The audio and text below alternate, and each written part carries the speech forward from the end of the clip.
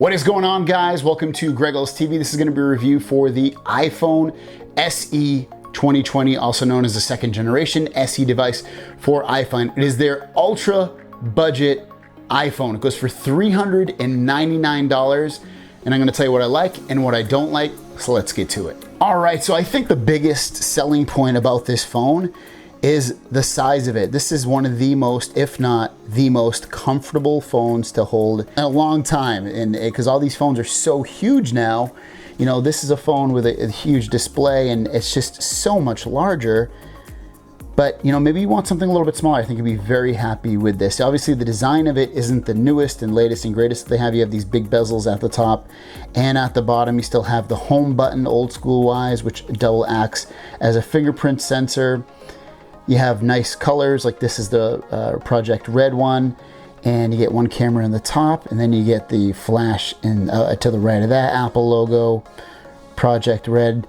I mean, overall, beautiful design. I think, you know, it's an old school design, but it still looks great. The bezels make it a little bit old, the black bars that is, but overall, I think, you know, if you want something that's really sizable to hold in your hand and comfortable, I think you're gonna love it. Speaking of the fingerprint sensor, it works, you know, pretty well. If you're used to the fingerprint sensor in the past, you're gonna enjoy it thoroughly in terms of its performance and usability, and also being able to, you know, if you've had an iPhone in the past and you've had to go home to, you know, from whatever app, you know how to use it, so you press it home to go home, you double press it to bring up your recent apps, and that's pretty much it. And then obviously you just press on it to use your, you know, if you're buying an app in the App Store or you want to use it to go home. It's so simple to use, very intuitive. Even though this phone design-wise is from the iPhone 7 days, it does something the iPhone 7 can't, and that is wirelessly charge. So if you want to wirelessly charge this device, you now can. Beautiful thing. I'm so happy that they added that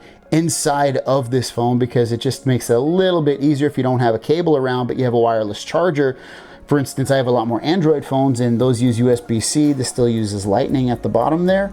And but I always have wireless chargers around, so I can just throw this down on a wireless charger, let it sit there for a bit, and I'm ready to go. The cameras on this phone aren't the best that Apple has to offer, have it be on the front or the back, but you know what? They perform, I think, very, very well. Now, you won't get, when you go into the camera app, you're not gonna get you know, dark mode, night mode, whatever you want to call it, to get your best night shots or anything like that, but you do get the ability to record 4K video on the back cameras, up to 4K 60 frames per second. I keep it at 4K 30 on the iPhone, but generally you can still get some beautiful looking video and photos. So let's check out some of the videos and photos that I've captured with this phone.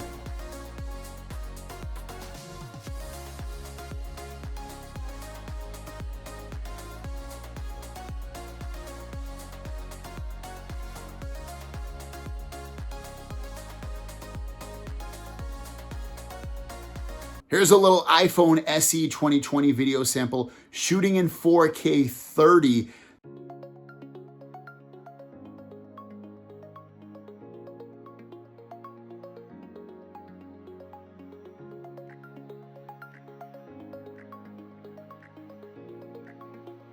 Now, we kind of talked about it a second ago, being able to charge wirelessly with this phone and being able to charge with the Lightning cable at the bottom of this phone. But what about battery life? Battery life on this phone, it's not going to compete with some of the big boys. You know, if you get a new Galaxy, you know, S20 phone or the new iPhones, you might get 8, 9, 10, 11 hours of screen on time. You're not gonna get that kind of battery life with this phone. And I don't know if you should expect it anyway. The battery is a little over 1,800 milliamps, whereas some of those phones have batteries as large as 5,000 milliamps. But the battery life on this still performs pretty well. Screen on time, you're gonna get about 5, maybe 6 hours of screen on time, maybe more if it depends how you use it or how many notifications and how bright you have the screen and all that. But overall, I think, yeah, it's definitely serviceable, especially for the price tag at 399 bucks.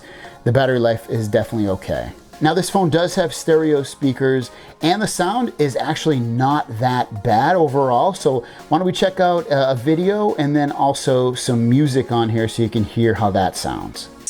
The unlocked versions of these phones didn't work with Verizon. They now do. So if you have that phone or you're thinking about buying it and using it on Verizon, the unlocked versions, you now can.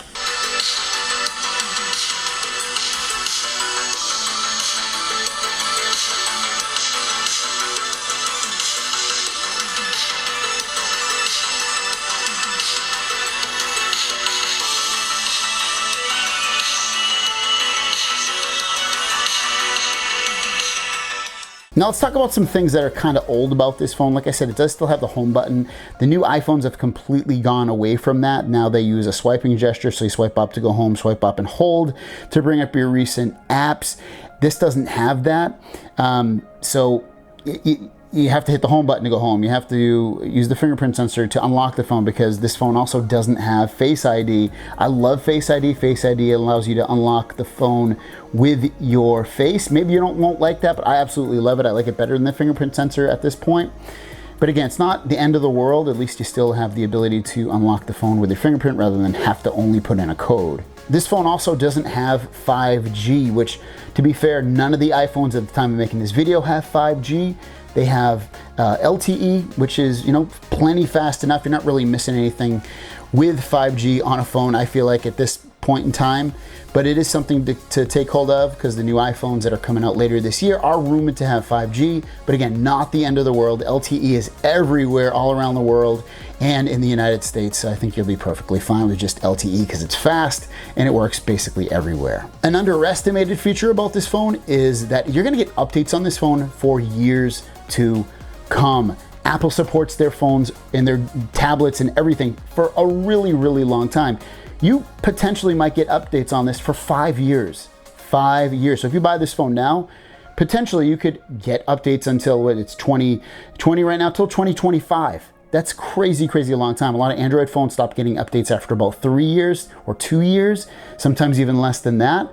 So to get a $399 device and get updates for years to come and get some of the latest and greatest features, you can't really ask for much more. It's pretty ridiculous that for $399, they threw in the A13 processor in this phone. Why? Because their other phones have this, which are the iPhone 11 phones, and those start off at $699 and go up to over $1,000. And this, again, a $399 phone, has the same exact processor and performs so well. So whatever you want to do with this, have it be gaming or just running around, the operating system, all of it works fantastic. It's super fluid, super fast. You're going to absolutely love this phone with whatever you're doing.